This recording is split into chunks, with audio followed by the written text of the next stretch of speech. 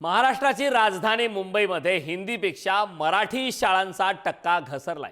हिंदी माध्यमांच्या तुलनेत पालिकेच्या मराठी माध्यमांच्या प्राथमिक शाळांची पटसंख्या ही कमी आहे। मुंबई पालिकेच्या शिक्षण विभागाच्या 2023-24च्या आकडेवारीतून ही धक्कादायक बाब आता समोर आली आहे।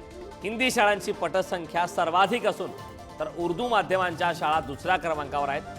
तिसऱ्या क्रमांकावर इंग्रजी माध्यमांच्या शाळांची पटसंख्या आहे आणि मराठी माध्यमांच्या शाळांची पटसंख्या ही चौथ्या क्रमांकावर। ग्राफिक्सच्या माध्यमातून पाहूयात ही आकडेवारी नेमकी कशी आहे। मुळात असं आहे की ज्या पद्धतीने परप्रांतीयांची संख्या मुंबईमध्ये वाढते, त्यामुळे आज तुम्ही बघितलं तर हिंदी मीडियमच्या ज्या शाळा आहेत त्याचा टक्का वाढताना आपल्याला दिसतोय। वेळेला आपली जी मराठी लोक आहेत ते साधारण जनरली इंग्लिश मीडियममध्ये मुलांना टाकतायत।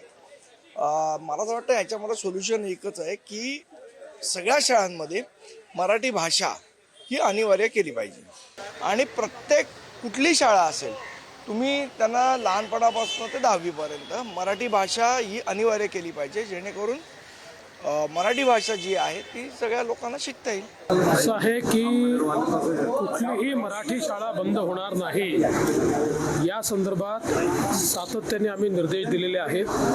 दुसरं, शाळा इंग्रजी असो हिंदी असो कुठली असो त्यांना मराठी शिकवावं लागेल याची सक्ती आपण केलेली आहे। ती सक्ती योग्य प्रकारे ते पालन करतायत की नाही याच्याकडे आपलं पूर्ण लक्ष आहे।